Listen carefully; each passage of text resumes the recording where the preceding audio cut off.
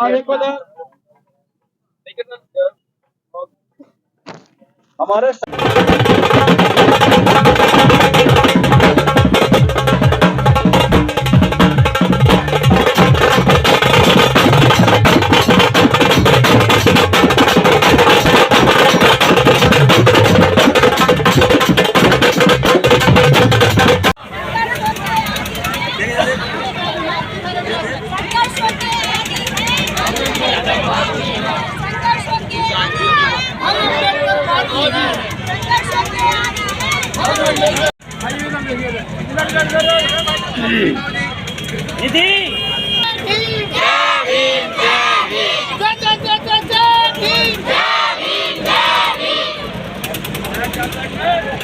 काफी बड़ा प्रोग्राम था।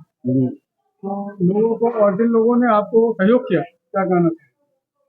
देखिए, डॉक्टर भीमराव जन्मोत्सव समिति का महासचिव होने के नाते जिन लोगों ने सहयोग किया और जिन्होंने पार्टिसिपेट किया और कार्यक्रम को सफल बनाया, बाबा साहब के संदेश को दूर दूर तक पहुंचाया, उन्हें जिन लोगों ने भी सहयोग किया है, मैं उनका बहुत बहुत धन्यवाद करता हूं और आगे भी सहयोग करते रहेंगे।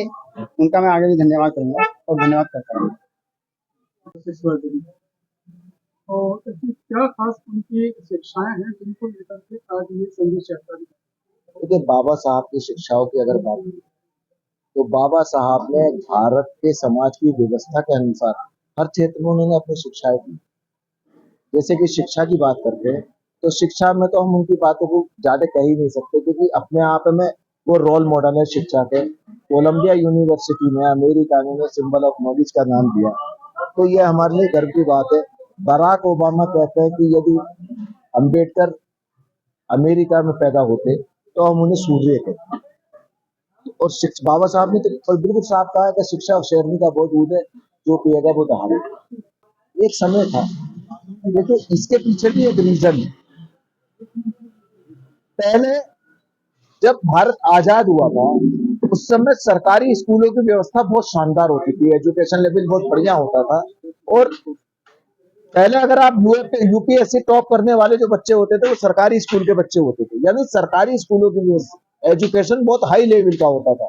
मगर जब भारत के अंदर पूना पैक्ट हुआ और रिजर्वेशन का सिस्टम तैयार किया गया, तभी उस व्यवस्था के लोगों ने एक नई परंपरा दोहरी शिक्षा नीति पर लागू की, एक कॉन्वेंट शिक्षा और एक सरकारी शिक्षा।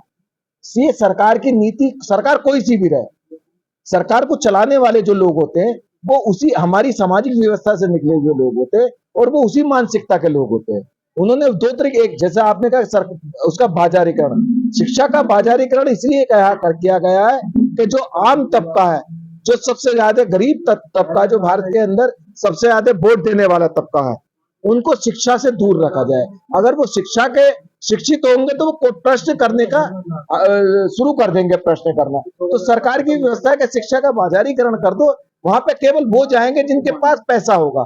जिनके पास पैसा नहीं, मजदूर तबके के लोग हैं, उनके लिए तो मिड डे मील योजना सरकार ने रख रखी है। सरकारी स्कूलों के बच्चों को या तो जनगणना में लगाया जाएगा इस टीचरों को, या उनके बच्चों को लिए केवल सरकार फोकस करती है मिड डे मील योजना पर, एजुकेशन पर नहीं कर रही। यही शिक्षा का बाजारीकरण है।